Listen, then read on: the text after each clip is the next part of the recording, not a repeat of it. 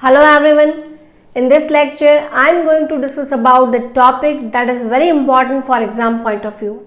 Yes, I am talking about the PPH, postpartum hemorrhage. So in this lecture, I am going to discuss about the definition and the types and what are the causes behind this PPH. And in next part or in next video, we'll discuss the management of this PPH.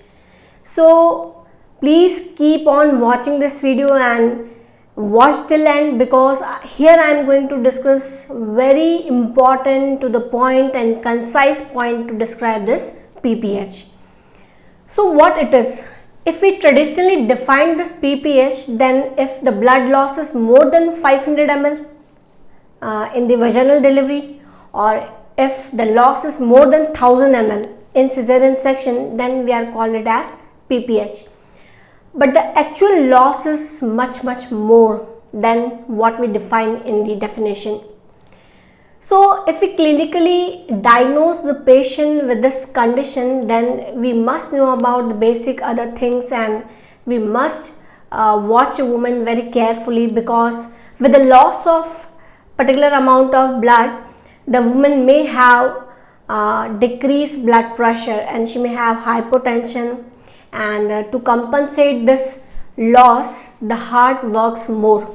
So there is a increased pulse, that is increased heart rate, and that may cause tachycardia. So the woman may have hypotension, tachycardia, she may have fatigue, weakness, even though she is not conscious about what is happening around her. So we should not ignore these clinical parameters when we are considering the case of PPH. So according to ACOG, it is more clinically defined that when the loss of hematocrit is about more than 10%, then the condition is the case of PPH. Because when the blood loss is more in whole blood, there is a loss of RBCs also. So in hematocrit, we are measuring the loss of total amount of RBCs, that is the packed cell volume.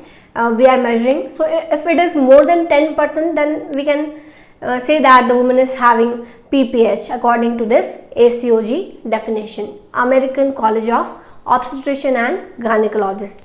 So this is the one of the important obstetrical emergency we must be very careful, because during pregnancy as well as during internatal period also we provide a proper care and we watch the woman very carefully, because if the stages are not managed properly, or if there is any lack of availability of facilities, that any reason can cause PPH in women.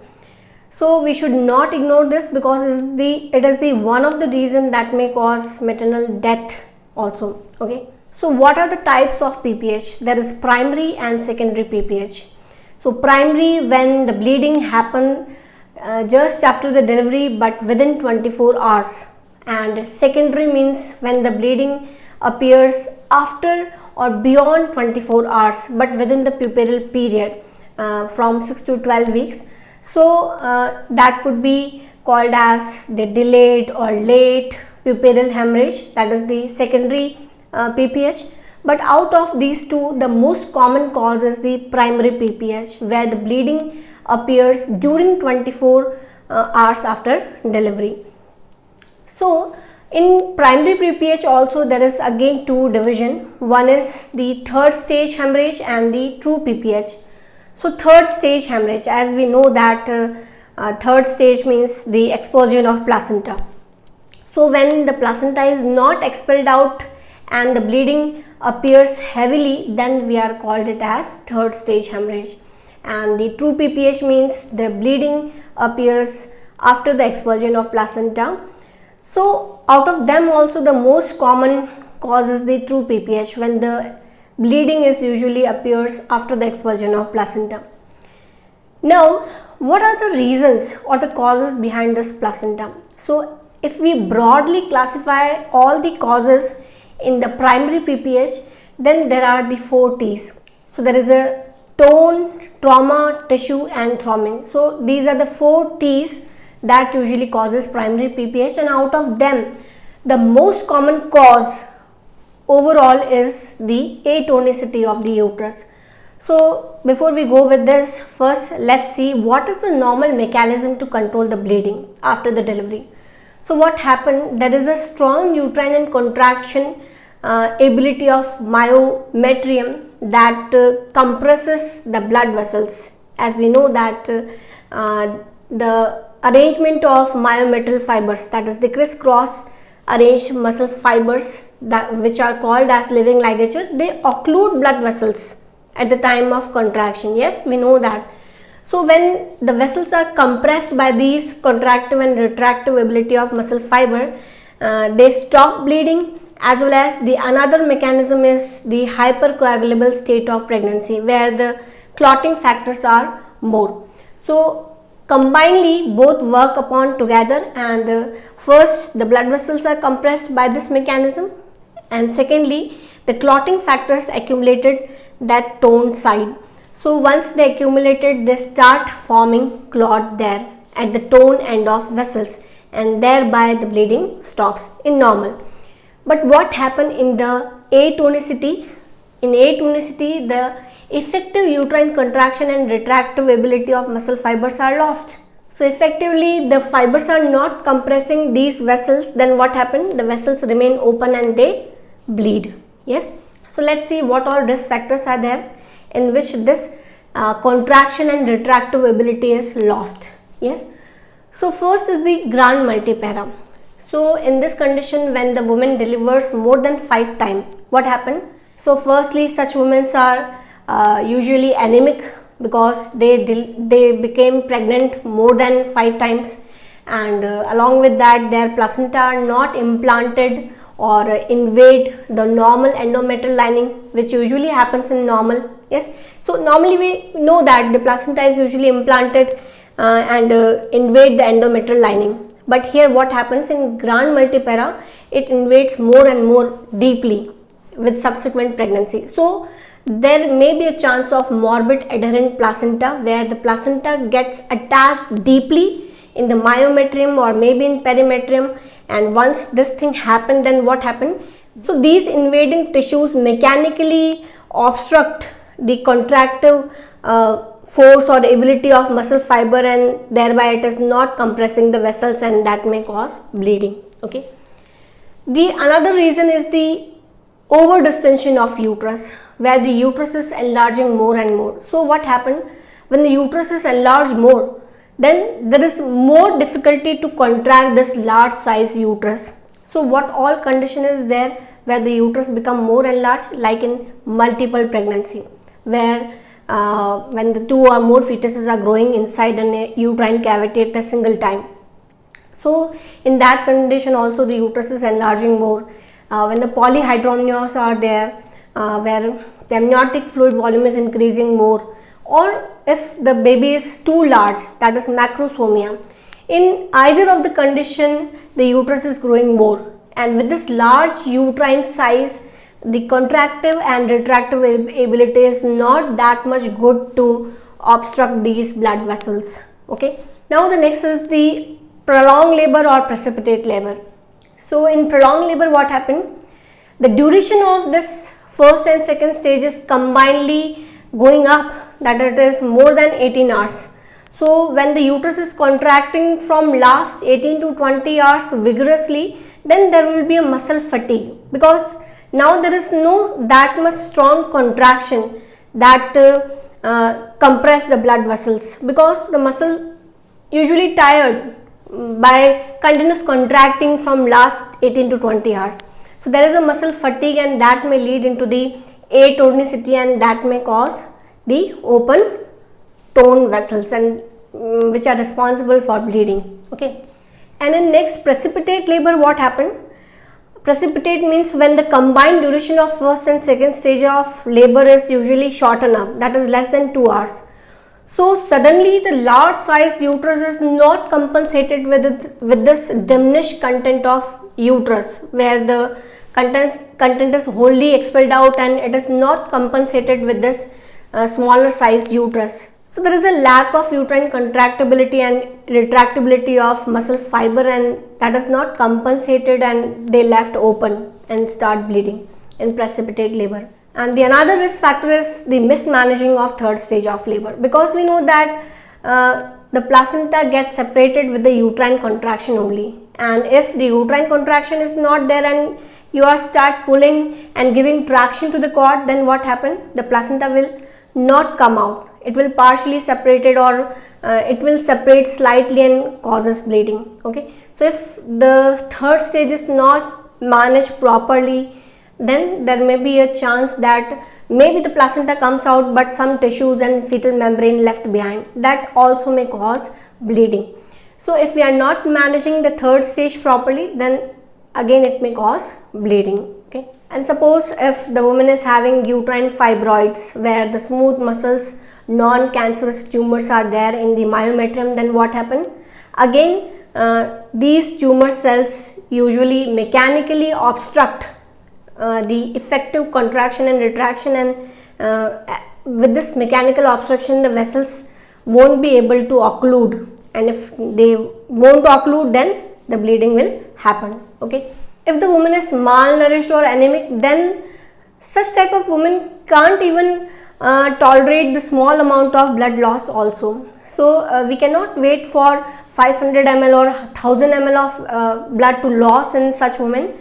We must carefully watch these women because they can tolerate even small amount of blood also. So if the woman is having small amount of blood loss also, then we must consider such women in a case of PPH if the woman is anemic. Now if the placenta is abnormally implanted, we know the placenta is implanted in endometrium, but if it is morbidly adherent, if it is deeply invaded in the myometrium or in perimetrium, then that may be cause placenta accreta, increta and percreta. Here I am not going in detail, but when the placenta gets invaded in deeply, so these chorionic tissue mechanically obstruct the tone of the uterus and thereby the blood vessels remain open, and that may cause bleeding.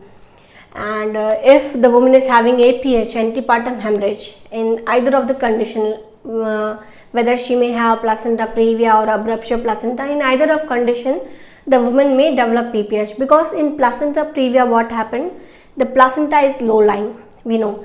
So we know that the strong uterine contraction starts from upper segment, and once they go down they become sluggish and slow down. So if the placenta is already low lying where major blood circulation or vasculature is there, so there they required strong contraction, but we know that there is no strong retractive ability of lower segment. So once the placenta gets separated, there is poor retractive ability of lower segment and the vessels remain open and they start bleed. Okay, but what happened in abruptio placenta? One is the revealed bleeding where the blood usually visible which comes out, but if it is concealed type, then what happened? It remained back of the placenta, and that may mechanically obstruct ineffective retractive muscle fiber, and that may obstruct the effective compression of blood vessels, so the vessels remain open and that may cause heavy bleeding. One more reason is there, we'll discuss later. So these are the reasons or the risk factors that disturb the tone of the uterus, where the effective contraction and retraction is not taking place, thereby the blood vessels are not compressing and thereby they remain open and cause bleeding.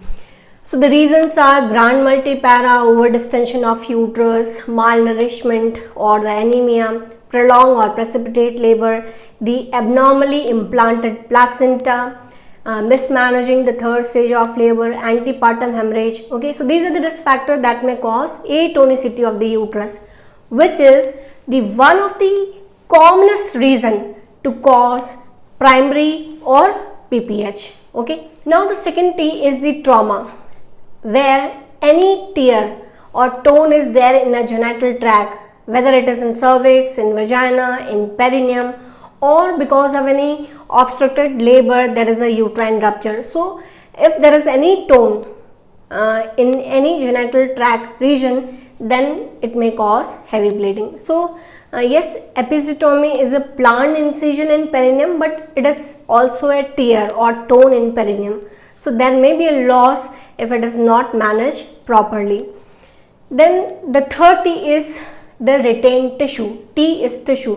So if some tissues, the bits of cotyledon, any placental tissue, any fetal membrane or clots left behind in the uterine cavity, and if we are not managing properly, then again it will cause heavy bleeding. And the next T is the thrombin, that is the bleeding disorder or the coagulopathy.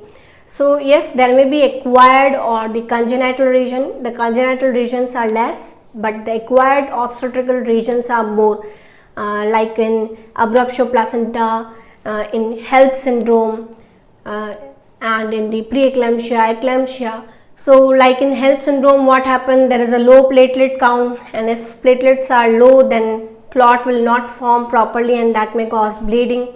And if we talk about in the abruptio placenta, what happened in concealed type of abruptio placenta, the blood start accumulating behind the placenta, and there all the clotting factors are used up, and from these all clotting clots, what happened, thromboplastin also releases, and by the dead tissues and by this clot formation, the thromboplastin is releases and it enters in the maternal circulation, where it forms the clots in small vessel also. So overall, in various part of the body, small clots are forming, and that may obstruct the blood flow toward the major organs in the body of a woman. Okay, so altogether what is happening, the clotting factors are used up, and they are used up, and once the placenta gets separated, there is washout phenomena. There is no clotting factor because these all are consumed up. So these are the four basic T which causes primary PPH, that is the disturbance in tone, trauma, left tissues in the uterine cavity, and T for thrombin, that is the coagulopathy.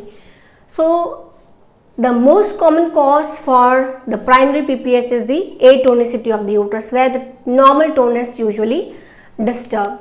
And the most common cause for secondary PPH, where the bleeding is usually appearing after 24 hours of delivery, is the retained bits of tissues or the membrane. But along with that, the woman may have subinvolution, sepsis, endometritis, or any bleeding from cesarean scar. But the most common reason to cause secondary PPH is the retained bits of tissue. Now, how we can diagnose that the woman is having such an amount of bleeding?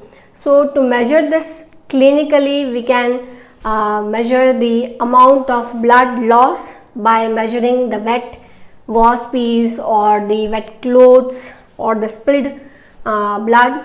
Okay, like if you want to calculate the amount of blood loss by the wet gauze piece, so we can weigh the normal dry gauze piece, and we can weigh the wet gauze piece soaked in the blood.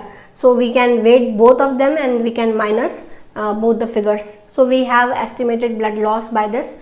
And how we can identify clinically by the abdominal palpation that the woman is having atonicity? So for that, if we palpate abdominally, if the uterus is feeling soft, if it is boggy, flabby, flaccid, in that condition we can say that the bleeding is because of atonic uterus, because the uterus is soft. And for effective control of blood loss, we must need well contracted uterus. So if the uterus is contracted well, then the bleeding is stopped. So if it is not, then we can measure that the tone is disturbed. There is a atonicity of uterus because of this soft boggy uterus, and that may cause PPH.